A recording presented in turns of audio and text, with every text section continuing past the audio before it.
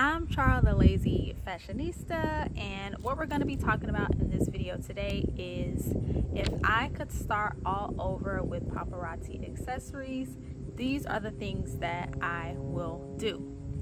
First and foremost, be sure to like and subscribe to this channel. Moving forward, there will be all types of amazing and exciting things to come. I am moving over into the coaching space as far as like health and beauty is concerned. If you feel like you can benefit from confidence coaching, wellness coaching, beauty coaching, and things just related to life and business, mindset coaching, definitely be sure to stick around. So let's jump right into it. I would first like to start off by saying the things that I did do when I started with paparazzi, to put those things in context, and then we'll get into the things that I would do differently if I can start all over again. So first things first. Also, if you are a current paparazzi consultant, just know that I am having a going out of business sale. I will drop the links in the comments, but I am selling mystery boxes at bit.ly/mystery jewelry box, and you do have the option to customize your mystery box, so you can view my inventory at adornwithcharles.com, and you can like hand select the items that you would like in the mystery box, and I'll just drop the details on how you can do that in the description box. So when I started with paparazzi accessories, it was not my intention to make it a business. I saw a friend on Facebook Live showing jewelry. I stopped to see what she was doing. Of course, I started shopping because I've always loved accessories. That went on for a few months, and I made the decision to sign up. At the time, I was trying to hang on to my cosmetology career that I lost to developing chemical allergies, so I wasn't really like full in with paparazzi accessories. When I joined for the discount on the jewelry, and it was my intention just to wear it, and then if people would compliment it, I would tell them, okay, I have this for sale, you know, kind of situation. It was more so intended for it to be like a hobby. However, one of my upline leaders put a challenge out for new consultants to go live and show like the items in your kit. And so I had never been live on Facebook, but I stepped up to the challenge, and I believe 7 people shopped with me. And it was super surprising. The live was not planned. I didn't announce that I was going live. I didn't even announce that I was a paparazzi consultant, honestly. And so for me to have received like that support and interaction like right out the gate, I was like, oh, I can do this. Like, this is easy. From there, I began investing in inventory, because they're always talking about how you need inventory. And so of course I was buying and buying and buying. At the time, I did have a full-time job as well, so I was using my job to fund my business. I started out going live. I don't know if I had a consistent schedule, but I do remember I was going live, and next thing I know, I had like all of this inventory, and I was kind of like overwhelmed because it wasn't really organized. And so I came up with this whole system, organized everything by color. That still wasn't doing it. During that time, while I was organizing my jewelry, I also spent a lot of time uploading all of that inventory to my website, and that took a long time. Like, I probably had taken at least 2 months like off from like going live and promoting, trying to like get things together behind the scenes, which was a mistake. What pushed me to get back out there was someone actually reached out to me, was just like, are you still selling jewelry? Have I been missing your lives? And so that's when I realized like there was a demand for what I was doing. And so I decided to continue showing up even in the process of organizing my inventory. Okay, the backyard is doing so much today, I decided to move it to the front yard. And if you're wondering why isn't she recording this inside, I wanted this natural light, and I just like being outside.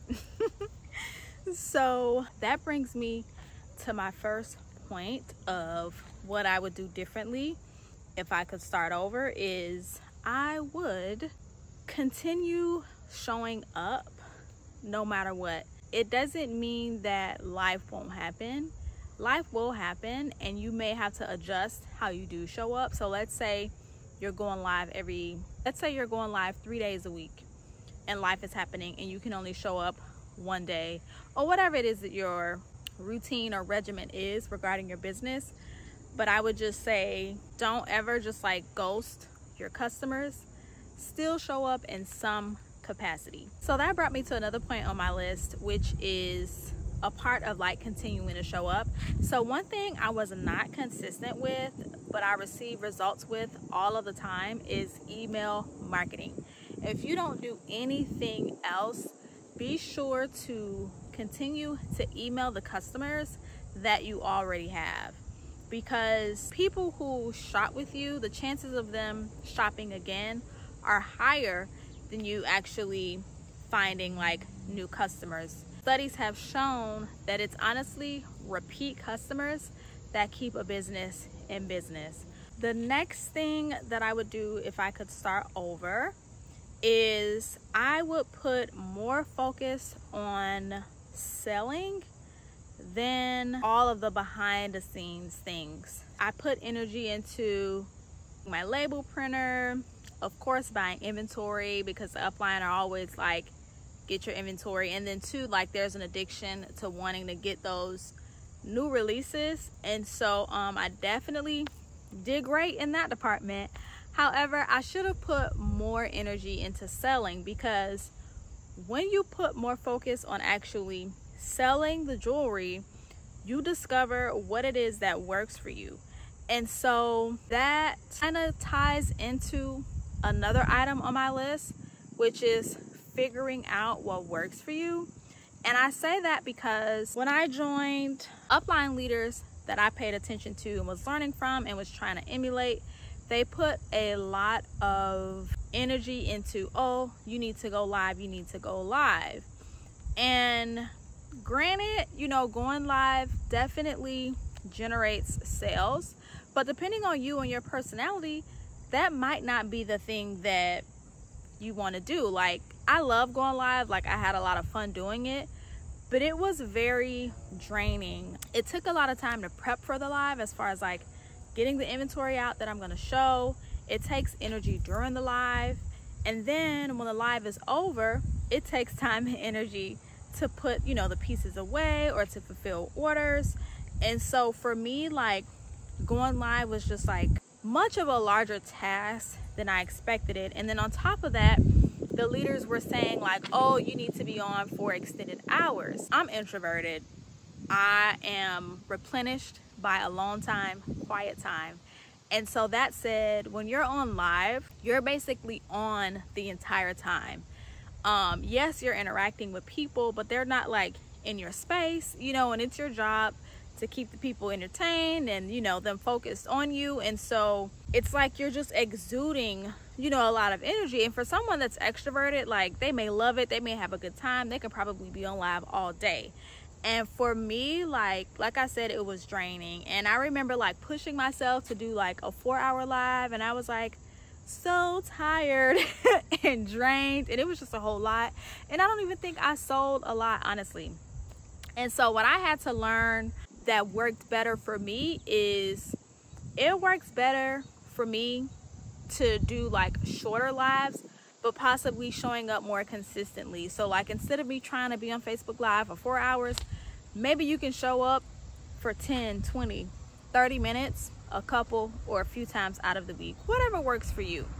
Had I put more energy into selling and put more energy into figuring out what works for me, I would have discovered early on that I am not a fan of packaging and shipping. Surprisingly, or believe it or not, I actually got more success during my going out of business sale. And yes, I did discount the products. I do think that played like a minute role, but honestly, when I made the choice to go out of business or to leave Paparazzi Accessories, that's when I began to unapologetically show up. I was no longer I guess you could say, in the paparazzi like bubble. Like I gave myself the freedom to just be me, because I'm like, okay, I'm not a consultant anymore. I am moving on. And so I showed up in a way that works for me. And in doing that, I got a lot of business. I made a lot of sales. And then I realized I do not like packaging and shipping. That said, I am going to shamelessly plug that I am a part of a new company. I'm actually a co-founder of GoFinity, and what I love about GoFinity is everything is drop shipping. So all I have to do is market the product and they ship it for me, and I get all of my profit.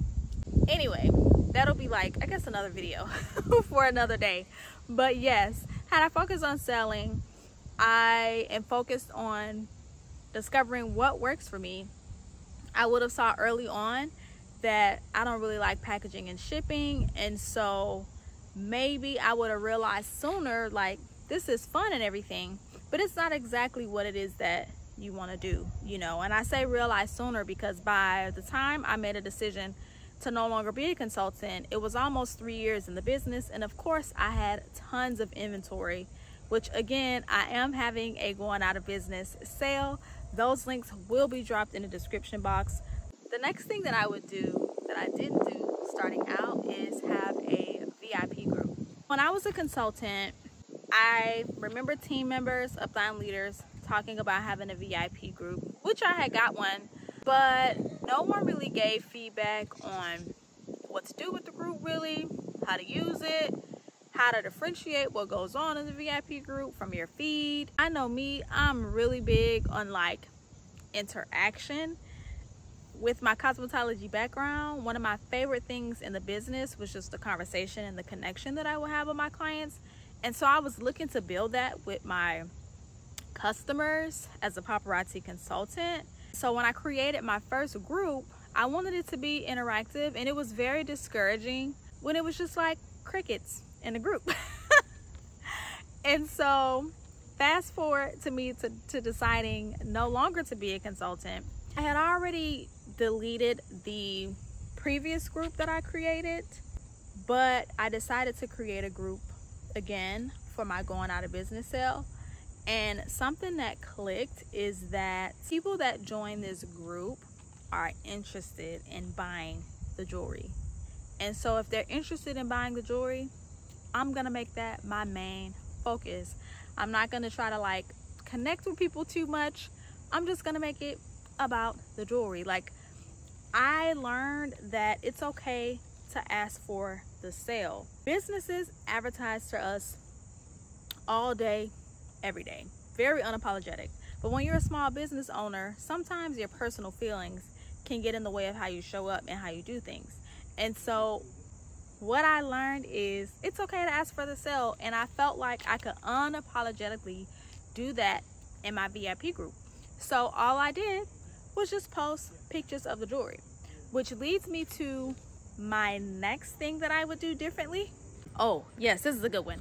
So the next thing that I would do that I was not doing when I was a consultant, it's like I said, it's just funny to me how I began to show up better once I made the decision not to be a consultant than how I showed up when I was a consultant. But something I put a lot of energy into was taking my own photos of the jewelry. I really didn't do that as a consultant. What I would do is I would take these stock photos and I would put them on cute like little templates, thinking that that was I guess customizing the look of my pieces to fit my brand. But what really worked was taking my own photos. First, I started using like a little light box to get the pictures. But what really began to sell the jewelry is when I began taking the photos using natural light. So 2 ways you can do that. If you have a window in your home where the natural light really comes through, you can literally set up right next to that window and capture the jewelry from an angle that the light really like shines on it. Or you can literally step outside, you know, set the jewelry up however you want to set it up, and snap the images. I'll drop a link to my VIP group so that way you can click it, join, and you can see like the way that I took the photos. Like, it really wasn't anything too fancy. I literally bought like the jewelry necklace stand and the earrings and whatever. I will put the pieces on the stand. I got a little like small wooden table that I got from Walmart, and I would just put the jewelry on there and just snap the picture. I don't know what it is about having your own images of the jewelry. I guess because people can actually see it. Like, we live in a world of, you know, Shein and like Temu. Sometimes things look amazing on the stock photo, but then you get it in person and it's not given like what the image said it would give. And so I think the fact that people could actually see the pieces like in real life because they have like a realistic view of the pieces, that I guess made them trust the product more. Like, also when I think about it, I think live selling did so well because people could actually see the pieces. I actually had a customer tell me that she only shot with me live because for whatever reason, like, she didn't really trust like the stock photo, but when I had the pieces live in front of the camera, it's like she could really get a feel for how the piece looked. So taking your own pictures will definitely help. Another thing that I would do if I was starting from the beginning is I would share customer testimonials more. That has proven to really drive sales in my going out of business sale. Sometimes you have to reach out to people directly and just ask them, you know, like, what did you think about the jewelry, whatever. And so when you get their response in a message, you can just screenshot it. You don't have to show their identity, but you can share those testimonials with your customers. Just seeing like the feedback from someone else definitely helps. This is a big one. Well, for me it is. So if I could start over, I would niche down. And what I mean by niche down is I would only select pieces that align with me, like the things that I like. Because when I joined, I had, you know, leaders talk about, oh, you want to get some of like everything, you know, you want to introduce your customers to new looks and this and that. And you know, I totally get it. Like, for instance, brass may not be for everybody. I personally like brass, and so if you wear the things that people may not like or show them how to style it, yes, it may get some people interested in stepping outside of the box, but for the most part, people like what they like and you like what you like. And so, and then on top of that, you will carry a different energy wearing the things that you like. Something that I did, and when I look back on the pictures, I kind of cringe a little bit, is I purchased things that I knew like I really wouldn't wear. Honestly, I may have liked it, like, oh, that's cute, but I knew like day-to-day event, whatever, I wouldn't necessarily like wear that piece. I just purchased it because it was a new release. And so yes, I'm gonna style it up and make it look cute, but I just look back on certain pictures and be like, that is really like not your style. And so for me, things that I love gold medal. It's my favorite. Gold, rose gold. And then I love hoops. Love hoops. And so, and then I wasn't really like a necklace person like prior to joining Paparazzi Accessories. When I did join, I began to like get into necklaces more, just trying to sell the jewelry. And Paparazzi did expose me to GUN metal or black metal jewelry, which I didn't realize that I liked until I joined. However, I realized that my customers really didn't care for black metal, brass, or pearls. Honestly, I like pearls too, but if I could go back, I would just niche down to my favorite things. I will focus on hoops and dainty necklaces because those are things that I know for sure that I would wear all of the time. And not only would I wear it all the time, but I would feel great in it. Like, yes, I could put on like a happy face wearing something that I wouldn't normally wear, but energy does not lie.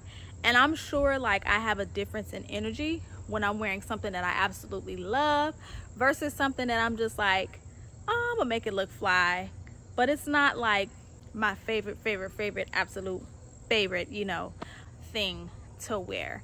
And I know with new releases, like, you may be thinking Paparazzi may not always release, you know, the things that I really love. And so to that, I would say when they do drop the things that align with the things that you really love and like your niche, I would just go in on getting as much of those things that I possibly can. And another cool thing about niching down is, imagine how awesome it would be. So let's use me for an example. I love hoops, I love dainty necklaces.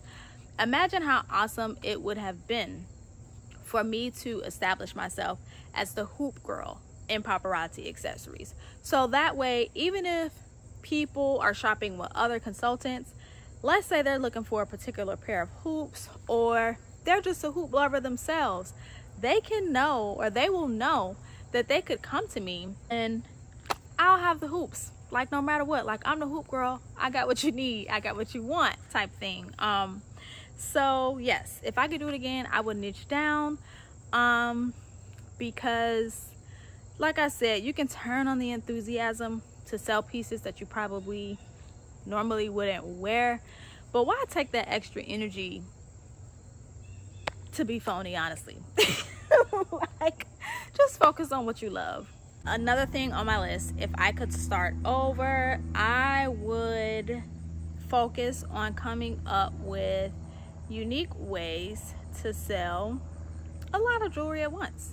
So in my going out of business sale, I am selling mystery boxes. There's 3 options. There's a small box for $25 that fits up to 20 pieces. There's a medium box for $48 that fits up to, I want to say, 35 pieces. That's like $150 value. And then I have a third box. It's $75. It fits about 55 pieces, which is a $225 value.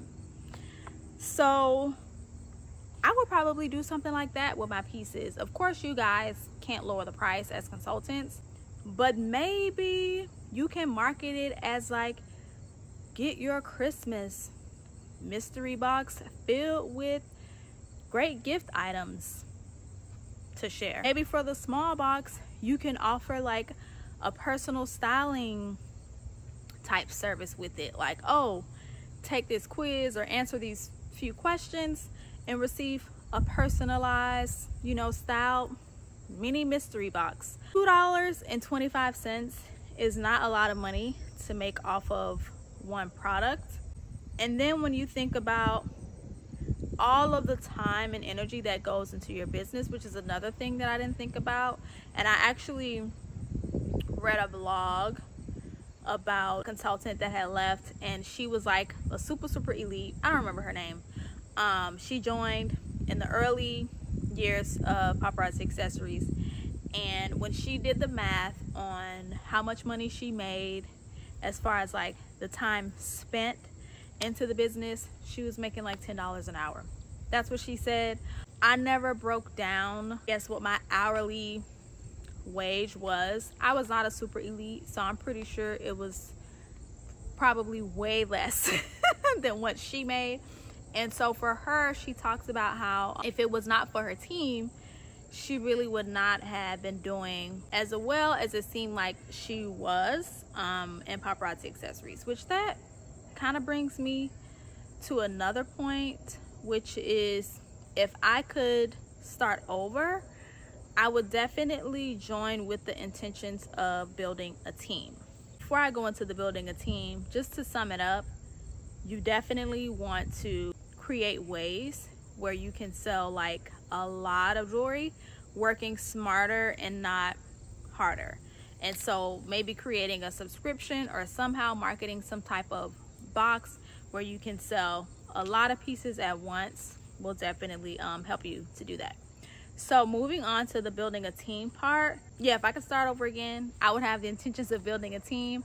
I really didn't like have the intentions on building a team. My goal was to focus on being successful myself, and then once I felt like a success, then, you know, I could bring in other people. And so because I never really felt like what I was doing was much to tell your mom about, I never put energy into recruiting. Like, for me, it just felt unethical to try to like bring people into a business where I feel like I'm still struggling myself. So yes, your upline, they promote building a team a lot, because ultimately having that team is what's gonna really help sustain you in the business. And yes, you do have consultants that are very successful with selling. Me personally, from the experience that I've had with my going out of business sale, because I don't like shipping and all of that, I guess I'm kind of glad that I didn't necessarily see the success that some of my elites did, because a lot of those people that are up there, they have people that are helping them, you know, in the business. They have husbands and children, and some people may even have hired staff. I was not there yet, and I personally did not like the time that it was taking me to package and ship. I definitely felt like I was not getting my money's worth with the amount of time that it takes me to like fulfill orders. Next thing on my list is I would keep in mind that I will get out of selling paparazzi accessories what I put into it. So because I went live, I had 7 people shop with me, and it felt super easy. It gave me the impression that I could do the bare minimum and I would get rewarded for it. But in my going out of business sale, what I have learned is that you receive what you put into it. So out the gate, I was trying to like get rid of the jewelry. I was posting like crazy, posting multiple times in my stories. I started posting multiple times in my VIP group. And the cool thing about having a business page is you can schedule story posts and you can schedule posts in your VIP group. And so I like had the posts going, like sometimes I will have posts showing up like every hour. And so when I was doing that, the sales were like rolling in. But then of course I got, you know, kind of tired, feeling like I was heading to the road of burnout. And so I like wasn't posting like images like as much. And so of course like sales have slowed down a bit, which I'm kind of cool with, because like I said, the whole packaging and shipping part of things I do not like. And so of course I would love to get rid of my inventory. However, I'm okay when I have moments where I don't have like a lot of orders to fulfill. But what that did show me is that when I had those posts going up every hour, definitely, you know, the sales inquiries, you know, I had the traction. And then when I slowed down, the sales reflected that. This will be the last one on my list. I kind of hit on this when I said I would focus on selling, but what I didn't mention is I would spend the least amount of money possible if I could start over. I bought lights to go live. I bought the most expensive label printer, which I don't regret, because I mean I use it for personal packages and whatever. Like that's something that will always be useful, because I did not like standing in a line at the post office. It wasn't something that I would have necessarily had to get out the gate. Maybe I could have set a selling goal to have like my business fund that purchase, because like I said, when I first started out, I was working full-time, so I used a lot of my personal income for things in the business. And had I focused on selling, I could have used the profit from the business to invest in those things, and maybe I wouldn't have bought as much inventory as I did, because the amount of inventory that I purchased would have been based on what I was selling. Oh, and that honestly brings me, okay, this is my last one. If I could start over again, I would find consultants that are going out of business, and I will build up my inventory using their pieces. For one, you're getting your hands on pieces that you may never be able to get, because with the way Paparazzi works, we know that we get new releases Monday through Friday, sometimes through Saturday when they're doing like certain you know, specials. And there are gonna be pieces that have come out before you joined that you just won't be able to get your hands on. Then on top of that, you are actually positioning yourself for a larger profit, which will help you be able to buy more new releases. Because before I started doing my mystery boxes, I literally had a whole section on my website where people could go and shop for $1 items. I've learned from like investing so much money to really spending the least amount. Find ways to be creative, spend the least amount of money possible. I believe that was everything. Let me know if you have any specific questions in the comments, and I will definitely make new videos. I am gonna come back and do a separate video talking about GoFinity. It's a health and beauty company. I am a co-founder, so I'm glad that I joined early on enough to be a co-founder of the business. But if you have an interest in the beauty industry, I know in Paparazzi they have a rule that you can't be a part of other MLMs, but what I love about GoFinity is I get to have my own personal brand while doing it, and I absolutely love that all I have to do is use the products, show people how I'm using it, and all of the money just hit my bank account without me having to ship anything. But I don't want to go too deep into that. So if you found anything in this video helpful, please like, subscribe, share with a friend, and again, if you have any questions, please drop them below.